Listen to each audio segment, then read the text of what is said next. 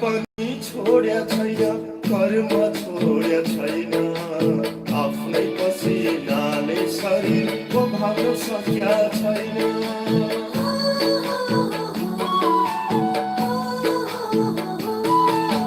दुःख पनि छोड्या छैन, कर्म छोड्या छैन, आफ्नै पसिनाले शरीरको भाग्न सक्या छैन।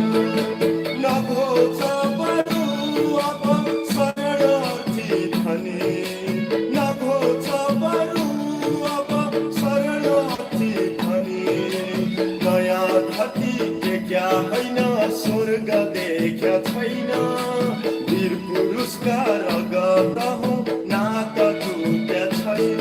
मेरो जात हो नेपाली, यो मन हो नेपाली, मेरो सान हो नेपाली, यो मन हो नेपाली।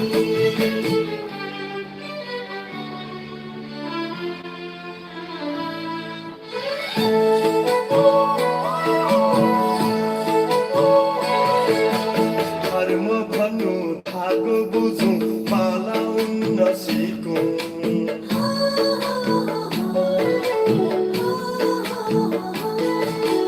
एउटै हातका पाँच औँला बराबर हुन् बुझौँ। वसुदेव कुटुम्बकम मन्त्र एउटै जपौँ, वसुदेव कुटुम्बकम मन्त्र एउटै जपौँ। सबैलाई माया गर्ने प्रेम भाव बढाऊ, सबैलाई माया गर्ने प्रेम भाव बढाऊ। देश बेचियाको होइन, जाति बेच्या छैन, देश बेचियाको होइन, जाति बेच्या छैन, आफ्नै पौरखमा बाँच्छौँ, धर्म बेच्या छैन, धीमा बेच्या छैन। मेरो जात हो नेपाली, यो मन हो नेपाली, मेरो सान हो नेपाली, यो मन हो Nepali.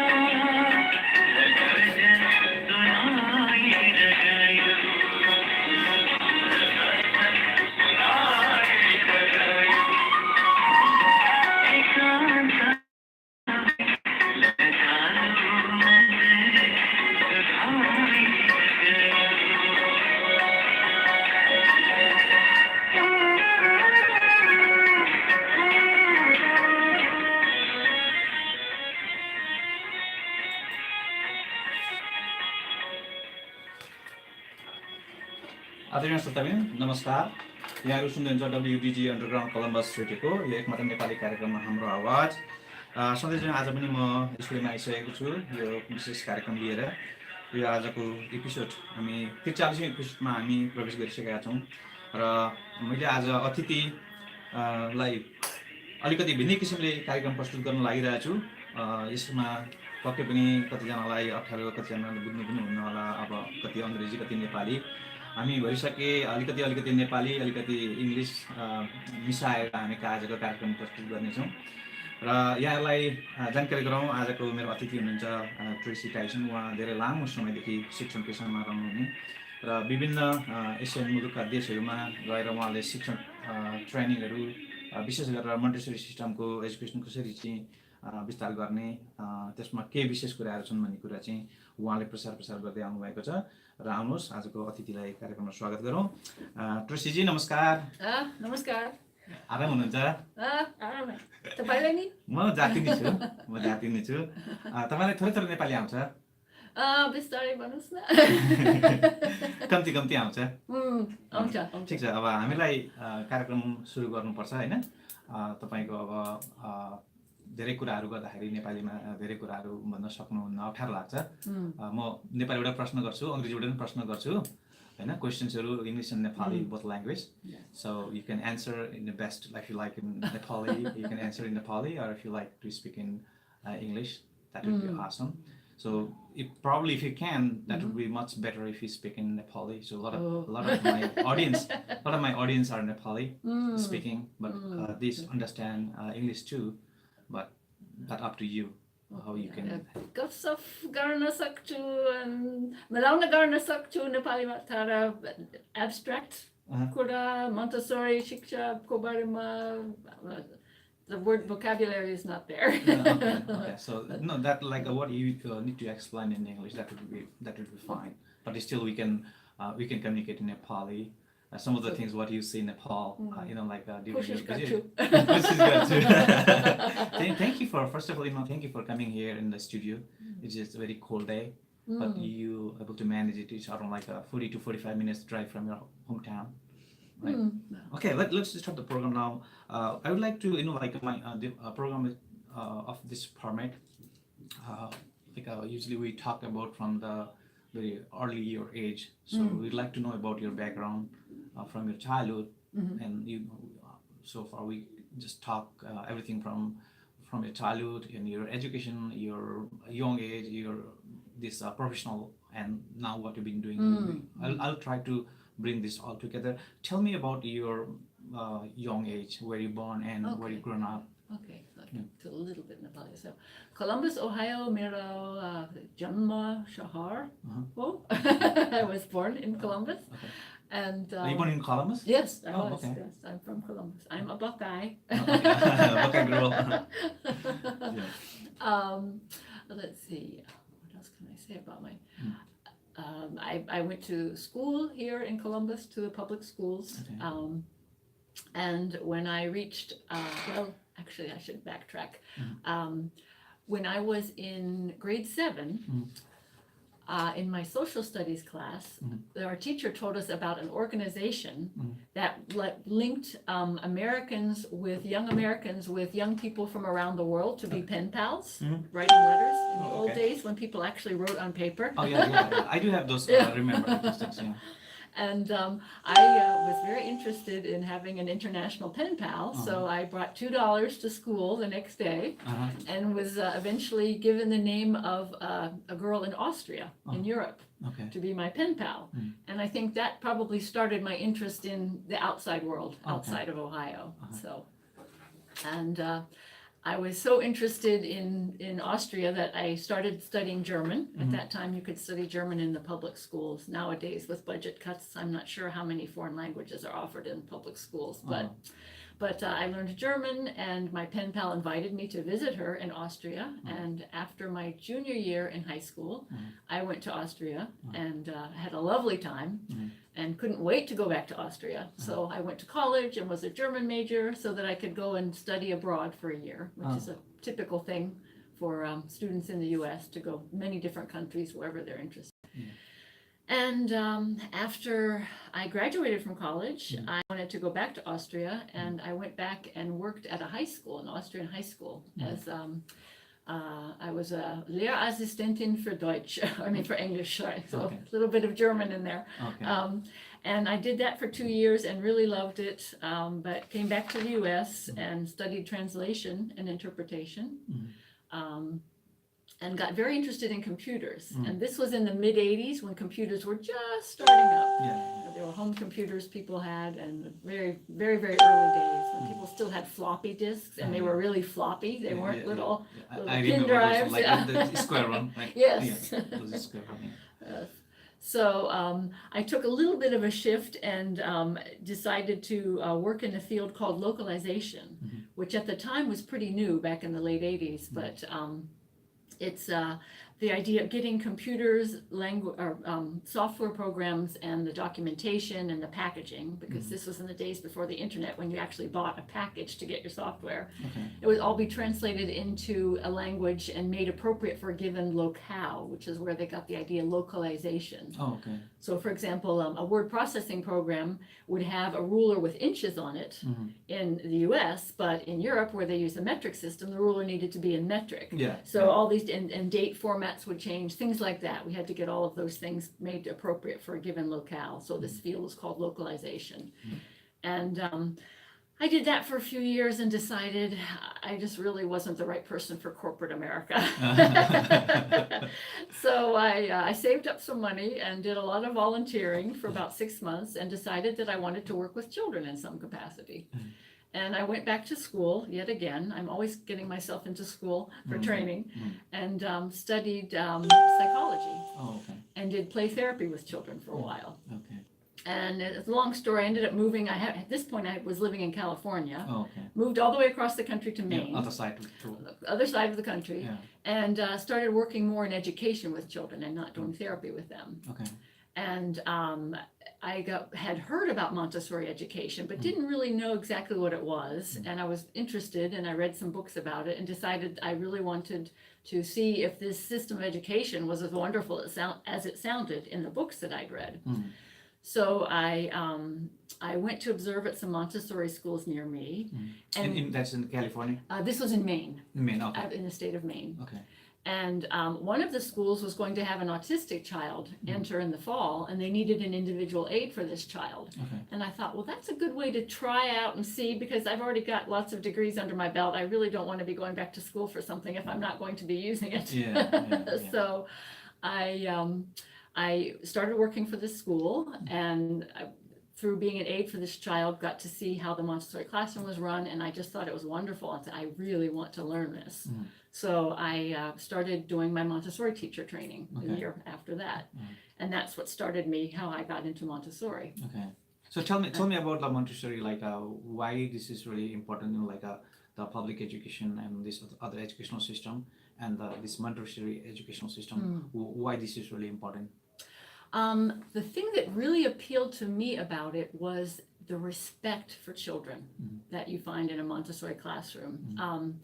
I had, when I had gone to Austria and worked at the high school there, it's, their education's a little more formal than US education, but there's a lot of similarities. And I just felt that the students really weren't respected. The teachers sort of put them down under their thumb, and I didn't like that. And that had sort of been my experience in school in the US. Although I had some wonderful teachers, I have to say. But there's still, there was just something about the whole system of traditional education that just wasn't the right fit for me. And I loved the fact that Montessori was so respectful of children and their learning process. I'm fortunate because I'm a very visual learner, and I've always been able to do well in school. Teachers write things on the board, I write it down, and I learn it. I don't have a problem. But some children learn best by moving around and doing. And those children have a very difficult time in school because children are expected to sit in one spot. And I think that's changed some in recent years, especially at the younger levels. When I was going to school at age 5 and 6, you sat down and you stayed there all day. That was still like a statue all day, right? And teachers is giving lecture or whatever. But things have certainly changed. Yeah. But if you're one of these kinesthetic learners in a Montessori classroom, children move around freely. They're not expected to stay in one place. Okay. So I just felt like it really was a wonderful method of education, and it suited me. It's also, it's a very non-directive kind of education. You know, in a traditional classroom, the teacher or behind the teacher school board is deciding what the children will learn and when. There's a syllabus the teacher has to follow, pretty much. You know, there's some allowance for variations. And I think because of my interest in psychology and my background, I prefer to sit back and watch children and see what they do and let them take the lead. Okay. And then I step in. And Montessori follows that much more. A teacher, let's see, well, Is a Montessori like the educational, the other system, and Montessori is like especially the engaging more children? Yeah, I would say that the big difference, and I can really only speak to the preschool level. Montessori does go up through high school, but my training and certification is for preschool, which is ages 3 to 6 in the U.S. Okay. And in traditional education, there are basically two components. There's a teacher and the student. And the student is seen as almost like an empty glass or vase, and the teacher pours knowledge into the child. Okay. They're very passive. They sit and they learn very passively what the teacher tells them. And this is a one-way. This is a one-way. Yeah, it's kind of a one-way thing. Yeah. And with Montessori education, there are three main components. There's the teacher and the student, and there's the Montessori materials. And the child learns by using the Montessori materials. Yeah. So there's Montessori materials at the preschool level for math, for language, for science.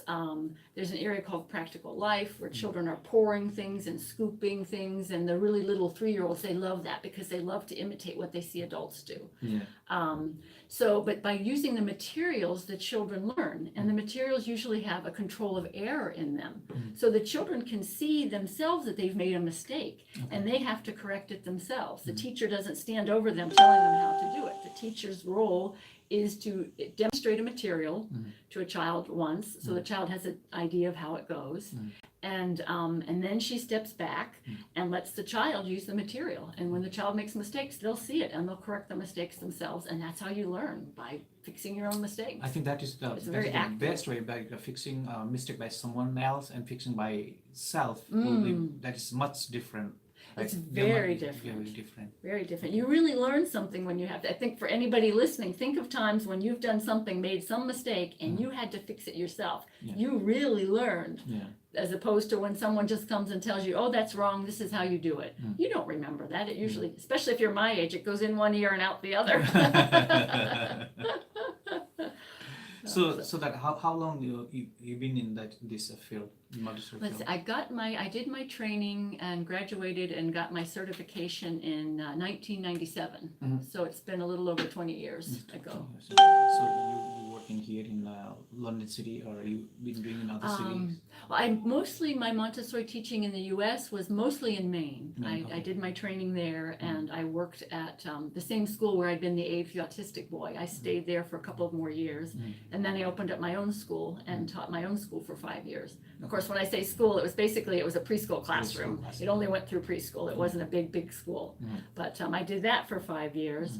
And it was during that time I started thinking that I'd like to go live in another country again and really immerse myself in the culture, because I enjoy that so much. I'm fascinated by other cultures and how people see the world and how language shapes the way people look at the world.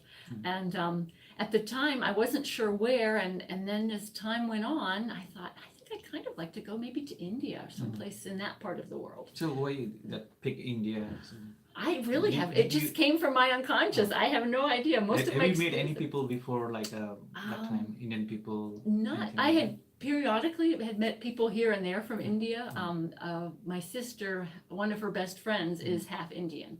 Her friend's father was Indian, and her mother was American. So that means you think like, okay, maybe like India is the main place, so you can visit Yes, there. for some reason it just appealed to me. Like I said, I don't know why. All of my travel and experience to that point had been either in Canada, the U.S., or in Europe. I hadn't been to Asia or South America or Australia, but I don't know why. India just appealed to me. So which year you've been to India? let's see. Ironically, I never did end up in India. Oh, okay. So first you thought that you visit to India, but you changed the plan? Well, it sort of, yeah, I don't know. The plan sort of got changed for me. I knew I wanted to do some kind of volunteer work with children, and I was looking around for organizations. And I knew I wanted to do something that was respectful of the local culture. I'm probably going to say something that might offend some people, but I did not want to be part of a missionary organization because I feel that that's rather arrogant to believe that your religion's more important than other people's and go and take that around the world. I don't believe in it. But so I wanted to find an organization that was just respectful of the local culture. And it took a while, and through serendipity, I happened to meet some people just by chance who had volunteered for a Canadian organization called Child Haven. And it's a lovely organization. They follow Gandhian principles. They have children's homes in India. They have one in Kathmandu and one in Bangladesh in Chittagong. And they help support a home in Tibet. Okay. And the children, depending on what region they're in, the children are raised in whatever the religion is of their families. Because these children, some of them are orphans, and some just come from families that are so destitute they can't afford to give their child one good meal a day. And in the cases where there are families, the families are encouraged to stay a part of the child's life. It's just a very respectful organization, and I really liked it. And I wanted to volunteer at one of the homes that they have in India, but I wasn't able to get the correct visa. Because you had to get a certain kind of visa. You couldn't just do this work on a tourist visa. Okay. And I couldn't get the right kind of visa for whatever reason. And so the people at Child Haven suggested that I might want to go to Bangladesh because, there's some, even though Bangladesh is predominantly Muslim now, and it was part of India at one point, and that I might be interested in going there. And I thought, well, okay, I'll try Bangladesh. That sounds interesting. I knew nothing about Bangladesh. But I went there. I really liked it, but it was so hot. Yeah, it is. And even though I grew up in Columbus, Ohio, I do not like really hot weather. It's really humid and very hot. Really, Chittagong is a port city, and it's down towards the south, and it's very, very hot. I arrived there in March, and it was already 80-something degrees. Oh, wow. And by the time it got to be late May, it was 90-something, and the humidity was probably 90-some%. It was Sweating all the time. all the time. So I thought, well, Child Haven has a home in Kathmandu. Maybe I'll go to Nepal for a couple of months till things get cooled off in Bangladesh, and then I'll go to back to Bangladesh. And I went to Kathmandu thinking I would stay at that children's home there for a month or two, and I just fell in love with Nepal. This was like 2007? This was 2007, yes. Okay. And I just had a wonderful time there. I loved the people, the culture, everything, and I wanted to stay. So I stayed 5 months, which is as long as I could stay on the visa I had. Okay. And before I left, I made plans to try to go back the following year. But while I was volunteering at Child Haven, most of the things I was doing was inside the children's home. I taught some English to the staff. I even did a German class for some of the children who were interested in learning German. Oh, okay. I helped cook in the kitchen. I learned how to make roti. Roti. Yeah. Puri, that. Yes. Puri roti. Puri roti. And there were a couple of times I was asked to substitute in the school that they sent the children to. They had a school there on the grounds at that time in the home for the younger children. The older children went to school off of the grounds of the home. Okay. And I had a chance to observe in the classrooms, and I remember thinking that Montessori would be really lovely here in Nepal, because expecting children to just, especially 3-year-olds, to just sit in one place all day and repeat after a teacher is like asking a fish not to swim. The children need to move. So I thought, well, I'm going to come back and see if I can do something related to Montessori here, if people are interested. And it's a long story, but I found an organization called Educate the Children. Okay. And that's in Nepal. That's in Nepal, yes. It was started by an American woman, but most of the headquarters, main headquarters, are in Nepal, and they do development work. They go into villages, and they spend 6 years there, and they have sort of a 3-prong approach. They work with schools to try to improve the educational methods, the government schools. They go in and they give trainings to teachers to try to help them be more effective as teachers. and they get the local communities to support the government schools and help keep them in good repair, because sometimes the government schools in the villages are practically falling down. Yeah. And this Educate the Children said there's no point going in just fixing things for people. We want them to take ownership of it. So, and the other thing they do, or one of the other prongs of their three-prong approach, is to do women's education. They do women's literacy, particularly in the villages. A lot of the women are illiterate, and because of that, they are not necessarily able to provide well for their families. And so they do women's literacy classes, and they also work with agriculture, teaching sustainable agriculture practices.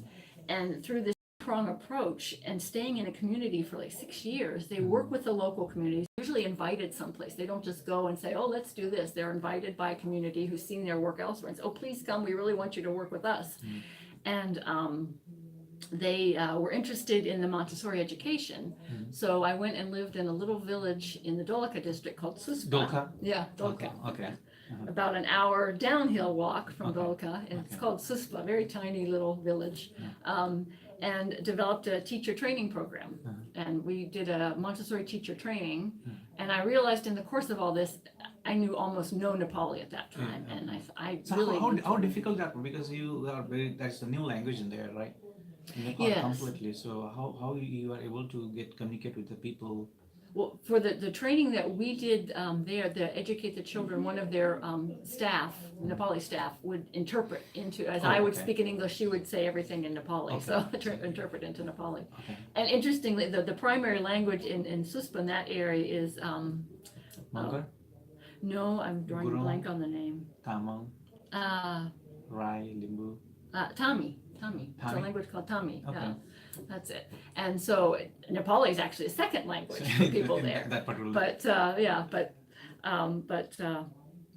the most of the teachers know Nepali. Of course, you're in Nepal. It's a second language. If it's not your first language, then it's going to be your second language, because that's the second language for many Nepalis, or first language, depending. So you started doing the Montessori classes in this. We started in a school there, but my visa was about to expire. I couldn't stay any longer. I had to leave, and I also realized that I needed to learn better Nepali, and so I thought what I should do is come back to Nepal and try to learn some Nepali before trying to do more trainings. And I went back to Nepal. Next 2008. Let's see, this would have been, I started in Suspa, and I think I went there in November of 2008, and then it was May of 2009 that I left. And was able to get a student visa. I was on a tourist visa, and so I was able to get a student visa and come back and study, come back the same year. So in 2009, the fall of 2009, I started at Tribhuvan University, has Vishwa Bhasha campus, where you can learn Nepali, foreigners can learn Nepali. And I started studying Nepali.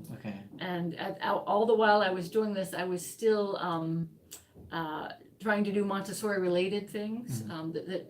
At this point, Child Haven had a Canadian volunteer come and start a Montessori classroom for the preschoolers that were living at Child Haven. And through him, met various Montessori teachers in Kathmandu, and he invited me to come along and meet them. So I got to observe between Dolaka, observing in the government schools, and then in Kathmandu, observing in some of the Montessori schools. I got to see a lot of the educational methods that were used there in both types of schools in Nepal.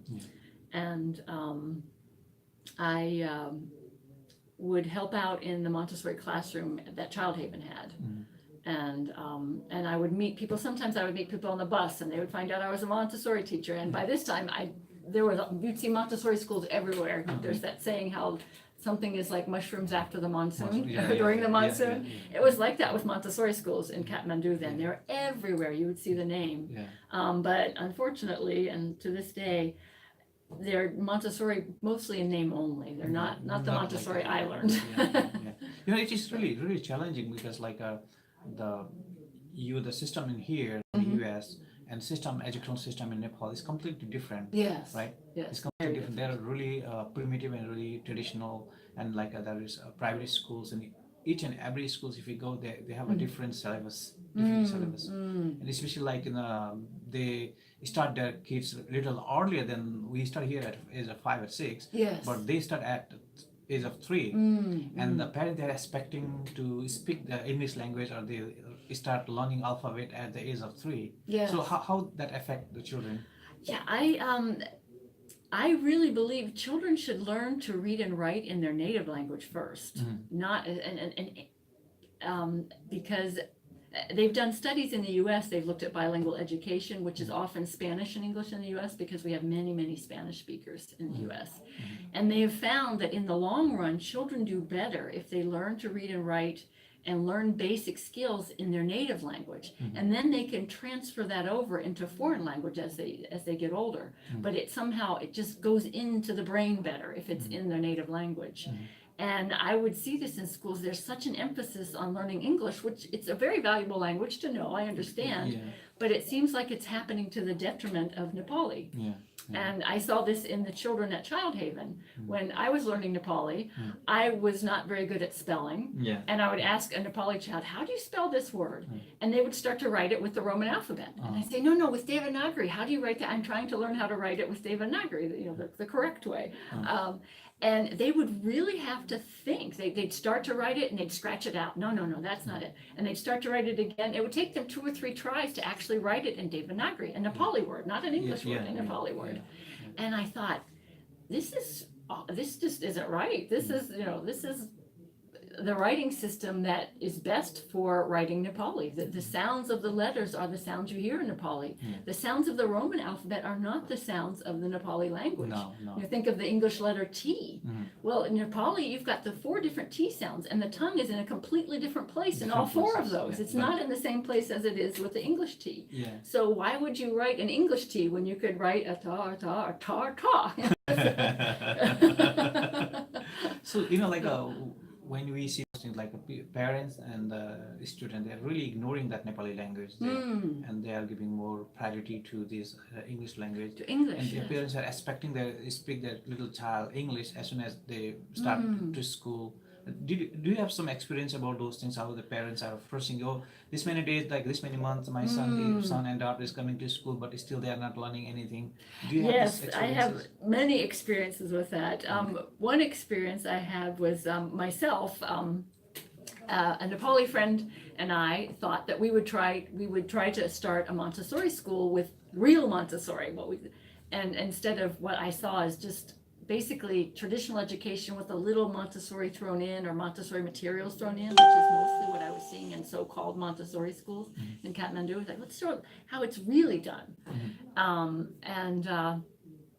We started the school, and we explained to parents before we started the school how reading and writing are taught in Montessori. And reading and writing are done we say organically. Children learn basic skills of reading and writing. And they learn to read and write when they're ready for it, not when the teacher thinks they're ready. And they all learn to read. I've met in my 20 years as a teacher, I've had 2 children who were genuinely developmentally ready to read at age 3. Most don't start reading before about 5. And that's pretty typical. And they learn to read very well. But parents, I found out they want their children to read at 3. And what the schools do, the children are basically like little parrots. They've memorized a list of words, and they'll spell it in English, and they'll say it, P-O-T, pot.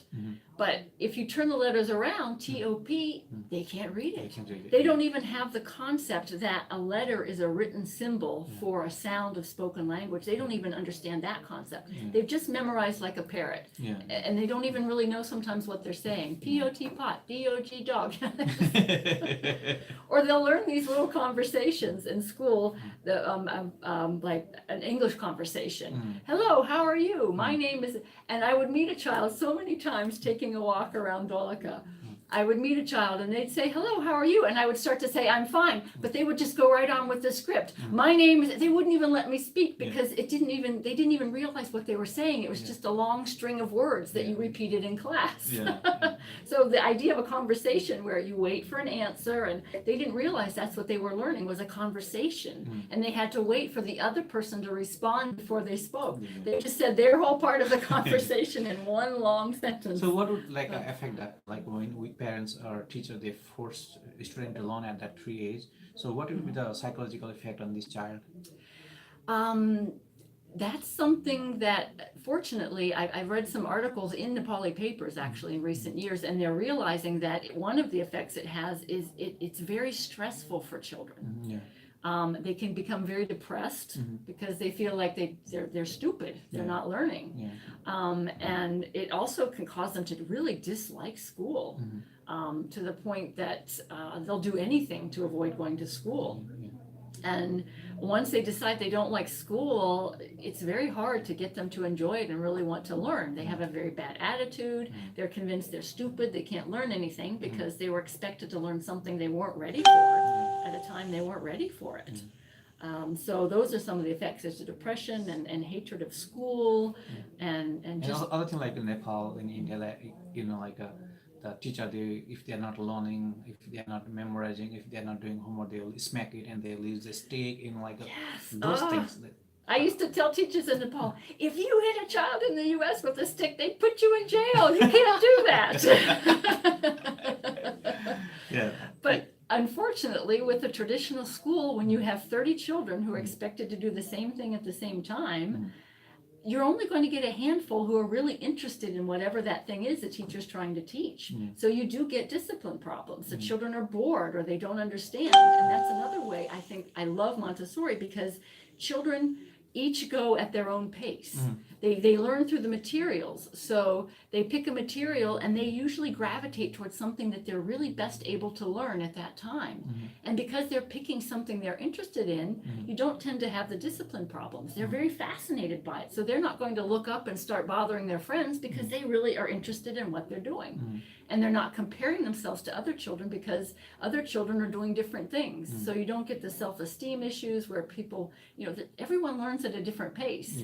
And in a school system where some of the children entering are, say, 3 years and 2 months, and others are almost 4, developmentally there's a very big difference between those two ages.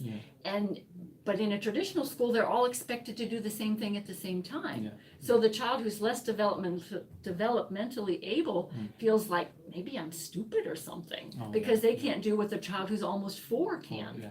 So there's so many things that, you talk earlier about the traditional method of education and the modern, this Montessori system, and you talk about in traditional system there is only teacher and student, but this Montessori system there is a teacher, student, and the materials. And I saw some materials in front of you. Oh yes. Can you explain those one? How that will be easy for a student to understand and how easy to process those things? Okay. I'll try to do it relatively briefly. When I start talking about Montessori, I get excited. Because that is a major, and you've been doing that for a long time, so definitely that makes you more very excited. Yes. Well, the materials I brought with me today are materials I made for teaching Devanagari. If you bring up to here so people can see in the camera. Wait, bring the materials? Materials in front of you. In front of me. So here's, that one. This is a... let me move my camera a little bit back so people can see better. I'll hold this and explain a little bit. I brought a few materials from a sequence of materials. So what is that one? This is a sandpaper letter. This is Ma. Okay. And sandpaper letters you'll find in any Montessori classroom anywhere in the world. Maria Montessori, who started Montessori education, she came up with this idea for teaching children letters. And the idea is the child traces the letter with their finger, and they say the sound the letter makes. And that helps gives them the muscle memory of how to make letters, make a certain letter, and they learn to associate the sound of a letter with the way it looks. And it's a beginning preparation for both reading and writing. So children, I'll backtrack a little bit. When you think about writing, what you need to do to be able to write, you have to be able to control a pencil. You have to know the shapes of the letters and the sounds that they make. And usually in a school, children just have to start writing all at once. They may never have held a pencil before, and they have to start making letters. And Maria Montessori said, let's break this complex skill of writing up into multiple steps and let the children master each step. And then they can put them together and writing will be much easier for them. So there's an activity in Montessori classrooms. They're called the metal insets. And what those are, they look like stencils. It's a stencil inside a frame, and there's a square, a triangle, rectangle, various shapes. They're all geometric shapes. And the idea with that is the children use colored pencils, and they can color around the stencil, or they can not use the stencil and color inside the frame, trace with the pencil. They can draw lines with different colors. It often looks like art. People think it's an art activity. But the whole purpose of it is for children to get practice using a pencil. Holding the pencil. Holding a pencil. And because there's different colored pencils, and they can put a square on top of a circle and trace it, they can make all kinds of artistic designs. They love to do it. So they're getting lots and lots of practice using a pencil. So they're mastering that first component of writing, how to use a writing instrument. And then the next thing another thing they do alongside this, they use the sandpaper letters. And they trace the letter with their finger, and they say the sound of the letter. And of course, the teacher's role in this is to introduce the child to the letter and to say the sound of it, so that, because the child looking at this who'd never seen it before wouldn't know what it was. So the teacher does introduce activities, but then the child can practice on their own. And by tracing this letter over and over, the child is learning the sound of the letter and the shape of it. And they've traced it many, many times. And then eventually they sit down with pencil and paper, and they already know how to use a pencil. And also they know the shape. physically they can touch the letter, right? Yes, they touch it with their They can finger. touch with the finger. So they would go, whatever their writing hand is, Yeah. whether they're left, I'm right-handed. Okay. So if I were the teacher, I would show them, and I would just say the sound of the letter. So I would say, "ma." Yeah. Ma. Okay. And with Devanagari, the sound of the letter and the name is usually the same. Okay. But for English, it's really important to just make the sound, because so many of the names of letters in English don't sound anything like the sound of the letter. The letter W. If you see the word water, you don't say W water, you say water. W makes the sound wa. Yeah. So in Nepali, it's not as critical, but in English, the children just need to learn the sound of it. They'll learn the name later. All children learn the ABC song. So they'll learn the names of the letters. They'll learn those fine. So in a traditional way, what they do is just give the pencil and paper. Okay, write A, write mo, write ka, right? And the teacher will draw it on the board, and the child's never touched it. They've never traced it themselves. Okay. And the interesting thing about the sandpaper letters is Maria Montessori created these over 100 years ago now. And recent research in the past, 20 years or so, they found that the more sensory channels through which a child or a person takes in information, the more likely they are to remember it. So here they're getting visual input, auditory input, and also kinesthetic input. They're taking it in through 3 sensory channels, and it helps them learn it better. So that's one. So this is one of the activities. Now with English, we, how do you say, there's each consonant, just like the letter M, just makes the sound It doesn't make the sound ma. No. It makes a sound So that was something I thought, now how would you get that concept across to children? So after learning sandpaper letters, I'm sorry, I need to backtrack again. Go back. So we start off, and start with, I'm not sure why these are the colors that are used, but for some reason, the consonants, the sandpaper letters, are always on pink or red, and the vowels are always on blue. And unfortunately, Maria Montessori didn't document everything she did. She did a lot of experimenting in her early classrooms. So I imagine she found some reason for these 2 colors. Why, I don't know.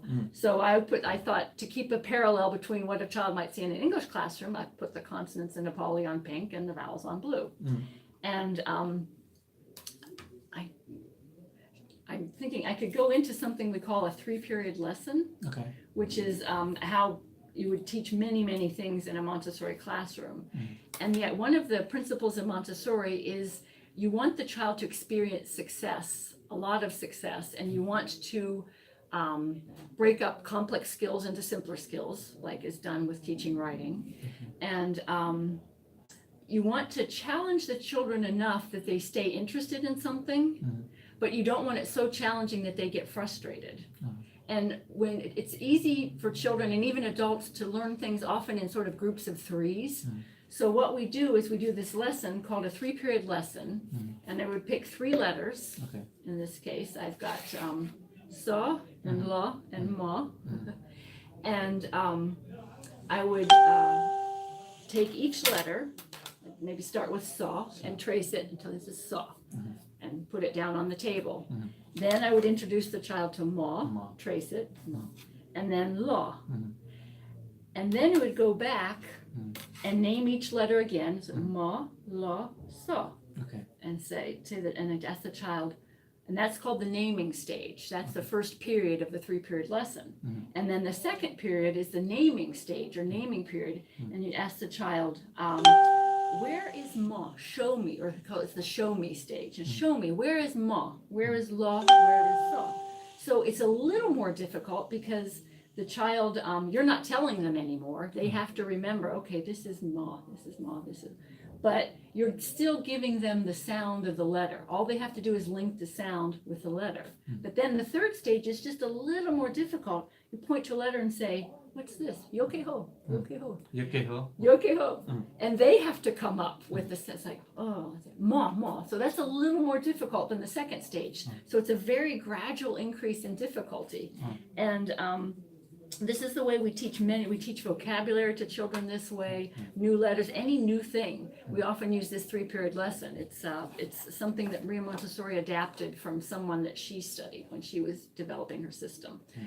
Seems like this is like a time-taking process, like it takes a little bit time, but like dealing with parents, now dealing with children is already difficult to, like the importing the education to their brain, to handling their stress, but stress with the parents is more difficult than what the stress with the student, right? I often tell people it's far easier to teach children than to teach parents. They're quite open to all of this. They don't have preconceived notions, though. So you have a vowel now, right? Yes, so I'd start off showing them, it doesn't really matter whether you do consonants or vowels first. I think it's easier for children to hear the sound of consonants than vowels because, the difference between ah and aw and o, it's very subtle. And the other thing I forgot to point out, to help guarantee success for children, we'll pick 3 things, with the letters, pick 3 letters that look very different from each other and sound very different. So I wouldn't show a child ga and da because they look so close. And those are 2 letters I always mixed up when I was learning Devanagari. Okay. Or to try to teach them ta and ta. Those are, and ta. Yeah, those are very, very, and letters that sound the same. Like I wouldn't try to teach a child ta and ta. They're too close. I wouldn't teach them both of those at the same time. Even though for a Nepali speaker, I'm sure that difference is much easier to hear than for me. It took me a long time as an English native speaker to hear that subtle difference between ta and ta. Okay. So bring that up. So I teach them consonants, and then we have sandpaper letters for the vowels also. I just have a couple here. I have u and e. Okay. And then and we have different games we can play with the children, all kinds of activities we can do. They can put a piece of paper over this and use a crayon to make a rubbing. Lots of things to get them repetition. Because there are things like math facts, math tables that you do need to repeat a lot. But you don't have to just sit at a desk and repeat after the teacher all day. You can repeat in other ways that keeps it fresh and interesting and still get that necessary repetition. This is more child student engaging program, right? Yes, it's more involved very in much, this. very much. And the children learn again at their own pace. And if a child is 3, usually by the time a child is 3, they're starting to get a little interested in these letters. And we just show them the sandpaper letters now. We don't expect them to write. That's something that's going to come later, 4 sometime. But this is just beginning preparation so they know the sounds and the shapes of the letters. And then after this activity, I introduce these are the signs, I can't think, for the different vowels. So we've got the full vowel and some people call them half vowels. I hear so many different terms for these. You say Raswa and Dirga. Yes. You say Raswa and Dirga. Yes. So first they get this, and then they get the sign or the symbol or the. That's kind of symbol. Yes. And we trace, and they see there's e, and ooh. Okay. And then the next step, I'm going very gradually. There are puzzles. This is something I still mix up to this day, is which rasua, which goes with which. Those one. And so Ooh, yeah. yeah, so these puzzles, I'd seen two-part puzzles before. The Yeah. idea of two-part puzzles is not my idea. Yeah. But I thought, well, what if we use that for this concept? So I created a series of puzzles for all of the vowels in Nepali. And I don't know, I'll pull this apart, but if you can see the puzzle is cut. The cut is slightly different Than the on this one than Yeah. on this one. Yeah. So if a child tries to put the wrong ones together, they can't. They can't do it. Yeah. And they see they've made a mistake and they have to correct it themselves. Yeah. And that's how children learn, correcting their own mistakes. They make some mistakes and they fix themselves. And they fix it themselves. Yeah. And this is an activity, children have other two-part puzzles in the classroom. They don't necessarily even have to have the teacher show them this. And they can sit down and they can do this as much as they want. Like this is more engaging, and this kind of playing playing tools. Yes. So they are more engaged and they can more focus and concentrate in this teaching learning process. And there's a very famous saying from Maria Montessori. She said, "The hand teaches the mind." And she said, children they learn best, especially young children, 3 through 6. They're not abstract thinkers. That ability to think abstractly comes much later. Young children are very concrete. They learn best through all of their senses, through touch, through smell, sound, and manipulating things with their hands. And that's why if you walk into a Montessori classroom, you'll see so many different materials for the children to manipulate with their hands, because they learn best that way, not by just sitting and repeating after a teacher. Not young children just don't learn best that way. So let's before showing that one, let's do you remember some lines of the Nepali song? So people can enjoy it, even going to Nepal, coming back Nepal, from Nepal several times. Hopefully you learn some of the song. Yeah, I learned I remember a children's song. I'm not a very good singer, so please excuse my bad singing, but just some for a few lines. emotions, so to make it fun, like a lot of people they hear here in the US, we have in Columbus we around 30 to 40,000 people here, but we have Nepali classes, but only few people they bring the children in the school. There is a music class and other things, but you've been from here to all the way to Nepal to learn the Nepali language. That makes really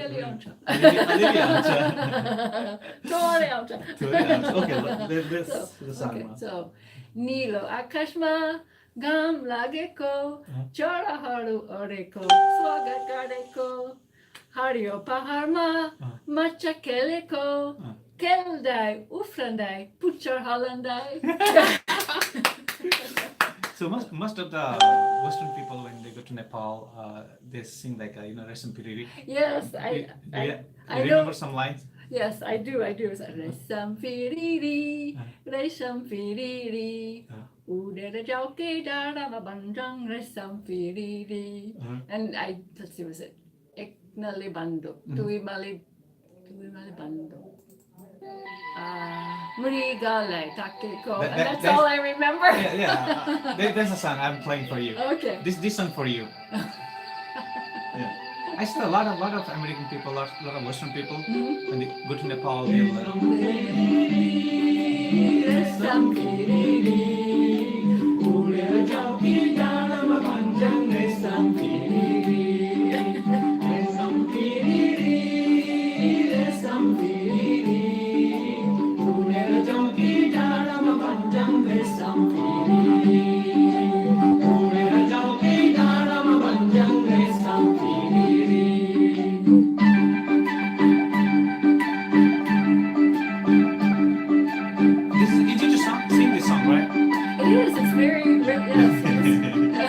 music is really melodic.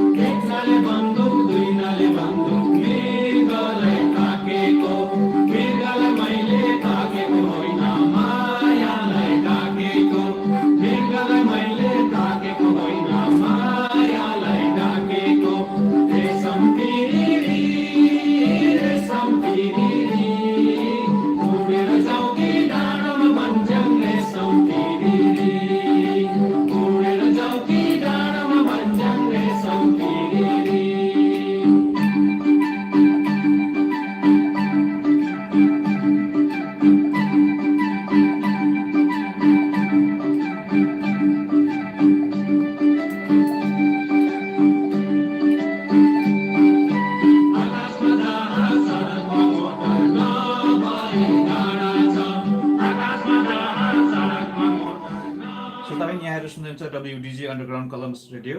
म प्रसुता हरि र मसँग आज अतिथि हुनुहुन्छ लामो समयसम्म शिक्षा पेशामा रहनुहुने Tracy Tyson. उहाँ ओहायोको London सिटीबाट हुनुहुन्छ र उहाँले नेपालमा धेरै लामो समयदेखि 2007देखि मन्टेसरी शिक्षाको कसरी त्यहाँनिर व्यवस्थापन गर्ने र सिकाउने भनेर ट्रेनिङहरू गराउनुहुन्छ र प्रत्येक वर्ष नेपालमा गएर मन्टेसरीको सिस्टमको बारेमा ट्रेनिङहरू गराउनुहुन्छ र उहाँसँग आज पुरा सिलसिला अगाडि जारी राख्छु। Welcome back to the program again. So far, you did a song, right? Yes. Yeah. I have my own lyrics that I made up for that too once. You did? Yeah. Whether we sing those or not. Thank you so much for listening our and learning Nepali language. You know, like now we in the US and a lot of people, we ourselves, that is our mother tongue, but we are unable to teach our children. And some people, they are interested, but it's because of the time, you know, how to manage the time. Yes. They're unable to teach Nepali to their children. And some of the people, like they are here, so they neglect the Nepali language. Why do we need this Nepali language here? Because we in the US, so whenever you go to out, when you go to school, when you go to shopping, or when you go to the offices, everywhere you need to speak English. So Nepali is not necessary. So most of the children are not coming and not learning this Nepali language. But good thing you learn something. So let's do something good for. So next thing, I saw some pictures in front of you. Yes. Yeah. Yes. So what is that for? These are basically they're cards for learning vocabulary, and we call them 3-part matching cards or nomenclature cards. And the idea, let's see, they're called 3-part matching cards because there's 3 parts to them. Okay. So you have this card that has a picture and the name of the object under it. Okay. And then this card has just the picture and this has just the label, the name of the object. Yeah. And these are used in 2 different ways. If a child knows how to read, well, I should back up. We have cards for various categories. So it can be any category a teacher wants. You know, if a child, so you're learning about dinosaurs, you could have cards with pictures of dinosaurs on them. It could be anything. But I found when I was in Nepal that if you could find vocabulary cards anywhere, they were usually published in the US or the UK, and a lot of the images on them were of things that Nepali children don't see. Like there would be a yellow cab for New York City, or those funny cabs they have in London with the big bulby sort of tops on them. They don't have Nepal. And that's in Nepal, the cabs are those little white Suzuki things with a taxi on them. They're very different looking. And they don't have tuk-tuks in the US or the UK. And the buses look different. Even the trucks look different. Everything looks different. So I thought it would be kind of fun to make vocabulary cards with pictures of things that Nepali children see. So I had a few categories, and I made cards for transportation, for fruits and vegetables, with vegetables and fruits that children see and eat in Nepal. Most of the fruits, they don't see what we see in here. They don't see it there. Yeah. No, you don't see them like pears. I didn't see pears too much. There's naspati, which they call Asian pear in the US, although it's not a pear. But we have here a different kind of pears. Yeah, very different. Different kind of pears. And the vegetables, like I tell people, mero manparne ko tarkari parsiko munto. Parsiko munta? Yeah, parsiko munto. Okay. I love it. Pumpkin vine tips. Love them. But you never see pictures of those on vocabulary cards from the US. Yeah, they don't. So I thought it would be fun to make some cards for the schools and have the words, have a set in English and in Nepali. So the children could, if they were learning one language or the other, well, they were learning English, I should say. If they had the Nepali cards, they would remember from the Nepali card, oh, I remember this picture. Oh, this is what it is in English. It would help them remember and teach them vocabulary. So these cards, the way that children do the cards is they mix them up on the table. They'll take all the cards that have the writing on them and put them in one column, and all the cards with a picture, and they'll put them in a column. Kind of, I don't have enough fingers to do all of this. And then the label cards will be all mixed up. Okay. And if the children do not read yet, what they'll do, they'll just take the picture card and match it first. So they'll find the card with the picture that matches this picture card, and they match them. And then they look at the label cards. Say we have these 2. And even though they're not reading, they can sort of recognize the shapes of letters, and they can see that these are not the same. They can compare and contrast, and they match. If the child knows how to read, first they look at the picture card and they see, oh, kera, and they find the label that says kera, and they put it. And then they can look at all the cards that have the words with them and they can check and make sure they did it correctly. So this Okay, helps them yeah, check their work. Yeah. So I made these for fruits and vegetables, for household items with things like a nanglo Nanglo. or a cell roti pan, Cell roti pan, for okay. frying cell roti. Yeah. And I took pictures. I had a friend who let me go into her kitchen and put all of her things on a table and take pictures. Do you learn how to make the shell roti or not? No, I watched people make them, but I It didn't. is really dangerous, right? It's like With a hot oil. hot oil, and they're moving their hands on the top of this.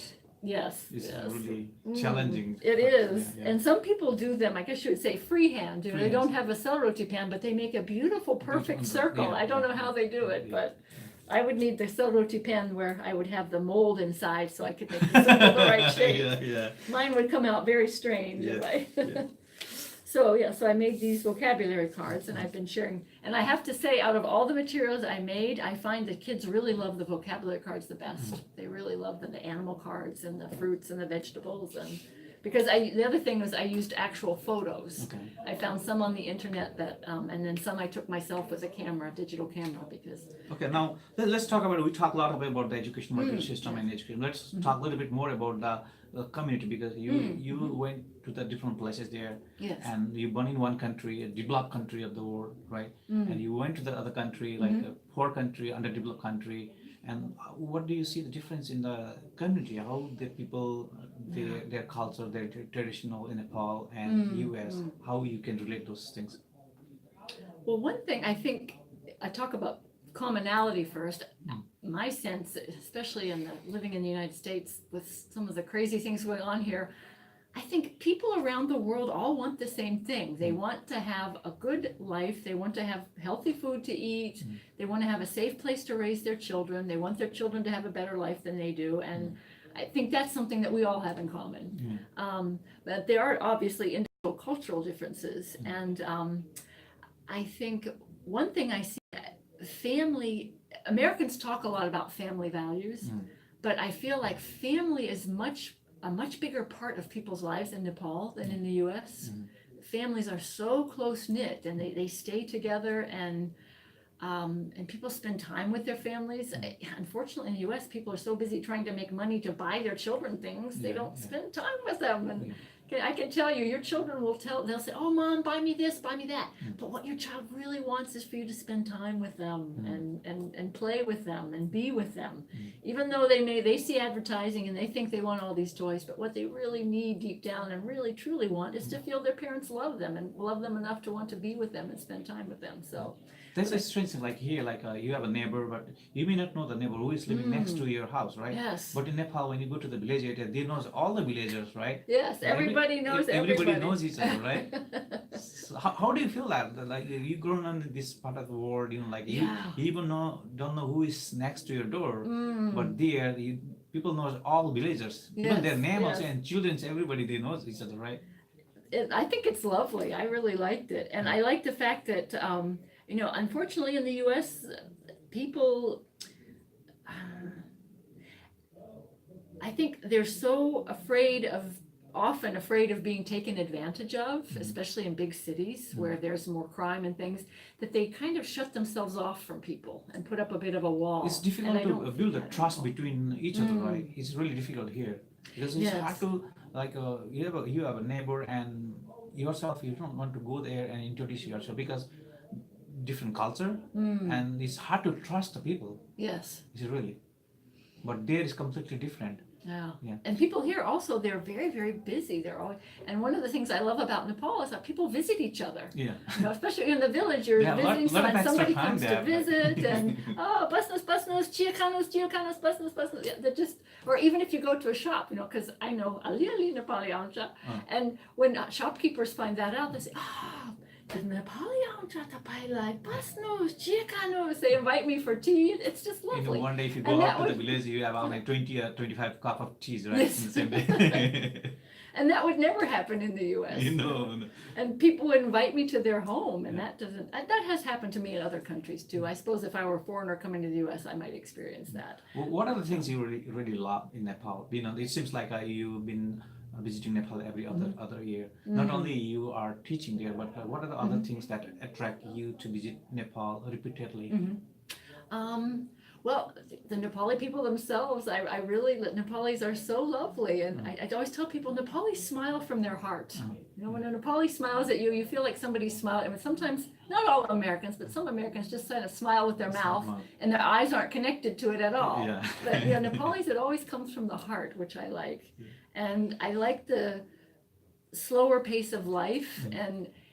And I like the fact that people, as poor as Nepal is, and as much as people would like to have more things, I think they have a better sense that things aren't everything in life. Material stuff isn't the most important thing in life. And I think Americans forget that a lot. They're so busy chasing after material things, they forget that's not important, not as important. And it's certainly, I tell people, I wouldn't want to glamorize poverty. You know, it's not, if you don't know where your next meal is coming from, that's not a fun way to, that's not a pleasant way to live. But money isn't everything either. That you have to find a good balance. And I often tell friends that I think that it would be really good if every American went and lived in a developing country for a year, in a village someplace, not with a bunch of Americans in a big city in that foreign country, but and so they could see, number one, that they are so, Americans we have so much, we are so wealthy, and the amount of things we throw away, it's just disgusting. We have so much. And these people in these countries don't have hardly anything. And we need to realize that, and yet they're often very happy. So we need to learn it's not important to have so much stuff. It's not stuff that makes you happy. But also to be aware of the fact that we are very fortunate that we are in this country that is very wealthy. And we should be trying to share that wealth with the world as much as we can.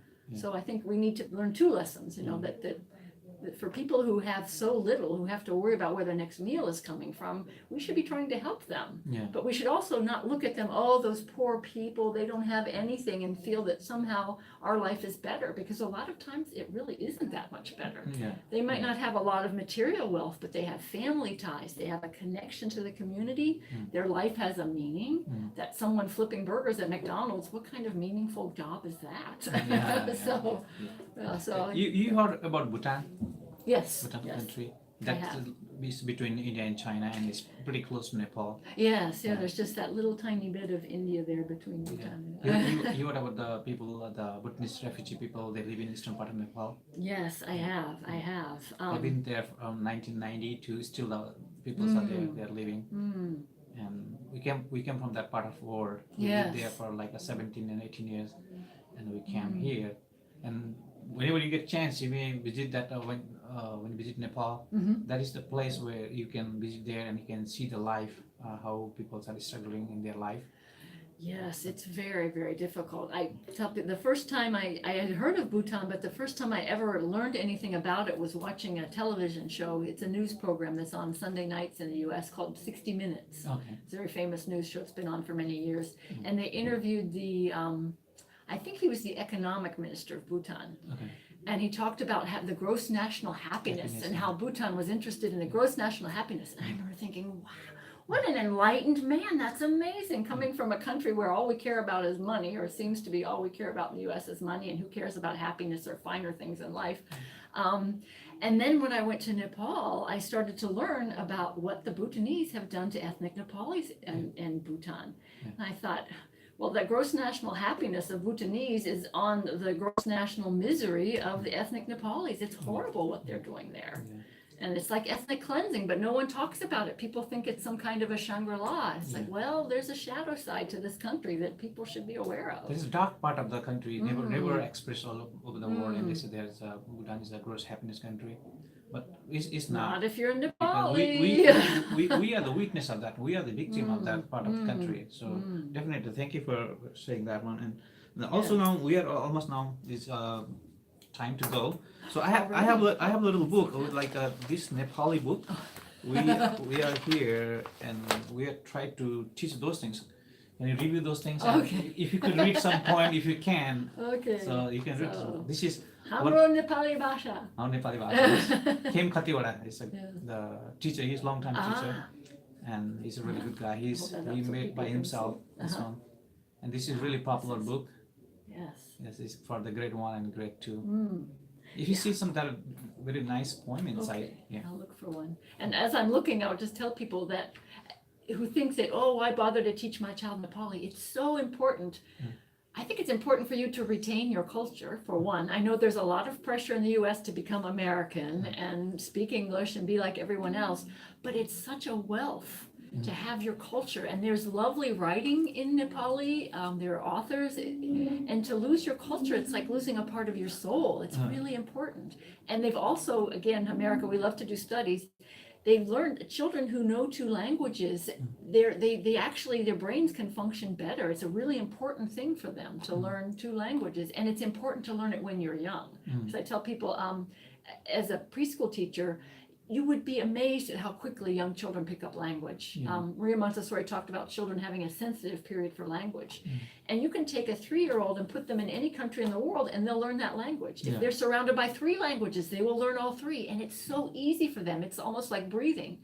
And as someone who has learned Nepali as an adult, it's much more difficult than, like, I learned German. I'm fluent in German, but I learned that when I was at a much younger age. So if you raise your children speaking Nepali, that's such a gift. I have many friends who had family members who were German speaking who did not speak German with them, and they had to learn German as a foreign language as young adults. And they said, why didn't my parents or my grandparents or my aunts, uncles, why didn't they speak German with me when I was a child? And I would know it. It would be so easy now. So it's just a lovely gift to give your child. Have them learn Nepali. Even if they don't learn to read and write it, just at least speak it with them so they hear it. Have them go to Nepal if they can periodically to visit relatives and keep it up. If you can, it's the best gift you can give your child is learning, It's a having language, several right? languages. And just to keep your culture alive. There are lovely things about Nepali culture. We don't want the world to become like America. America's fine for America, but it's lovely to have a planet with thousands of different cultures on it. Let's not lose any of them. I met some of the friends when they came from Nepal, and when they shared the story. They are, our country, this is a rich country, it's a developed country, but the people are just, they are going each other, they are going away from each other, facing different direction. But there, when the hospitality of the people in Nepal, in India, that is great. Their way of respecting people, they are talking each other, they talk about a lot of those things. Yes, they do. And that's the other thing, that there's a field called, is it ethno-linguistics or linguistic anthropology or something? It's sort of a new field that's come around in the past 10 or 15 years. And they're actually studying it, how language affects the way people view the world and their thinking process itself, different languages. And to lose that is, as a German speaker, in German there are a lot of sentences where the verb comes at the end, which is, you do that in Nepali, that's always in Nepali, the verb comes at the end. In German it depends on the sentence. But I've often wondered, has that made Germans more patient, having to wait for the verb? They're very patient people, because sometimes they have to wait a long time for that verb. So I don't know, but it just, to lose that too, that just the way language shapes and the way people see the world is very different. Did you find any good poem there? Yes, I found one that was, this is, Okay. This one. I kind of read it a bit before. I'm cheating a little. I have to take off my glasses because I can't see with those glasses up close. So this poem is Putaliko Topi. Putaliko Topi. And Ikar. Oh, it's teaching Ikar. Okay, so part Cha, lesson 6. Okay. Putaliko Forka Topi. Nune Parne Hoki. Didi Timro Luga Dura. Doidine Hoki. That's good. So This is really good. When you have a time, so are you able to come to Columbus, and we have some Nepali class going on Saturday and Sunday? Are you able to share? We share a lot of things from here, but I can say that you have a lot of other stuff you can share. yes, I would be happy to. What I've been doing in recent years in Nepal has been trying to share these materials with different schools, and I designed them for Montessori classrooms, but I think they could probably be used in a traditional classroom as well, or just have them there, because anything you can give children hands-on would help. And I just think it's a shame that Now, like even in Nepal, that in the SLC exams, children do better in the subject of English than they do Nepali. It's Yeah. like, that's crazy. That's crazy. Yeah. That's That would be great. awesome if you could come and just share information to the student and Yes, the teacher that would be there, good. and definitely that will be really helpful. Mm. So thank you, Tracy. You know, like we're really wonderful, and there is a lot of information. I have nothing to give you. Just I have a. I just want to say that thank you. I have a little gift for you, Oh, and you can sit there. oh, okay. Yeah. So I just want to say thank you for everything. And Oh, the thank you. best thing is you speak my language. That is the great thing for me. At least you speak in Nepali, so I'm able to bring you in my radio program. So you know, like a lot of my community people, they are able to hear you, and you know, so in the future days we can definitely see what we can help you and what you can help us. So Oh, I would be very happy to help. yeah, thank you so much for coming and. you have a Welcome, good- welcome. good one. Thank you, thank you. श्रोताबिन, आजको समय सकिएको छ फेरि अर्को सप्ताह फेरि अर्को कार्यक्रम लिएर आउने नै छु त्यसो भन्दै आजको कार्यक्रमबाट बिदा हुन चाहन्छु सुख रहनुहोस् शान्त रहनुहोस् समाजमा केही गर्न सक्ने कुराहरू अवश्य पनि गर्नुहोस् भन्दै आजको कार्यक्रमबाट बिदा हुन चाहन्छु नमस्कार शुभरात्रि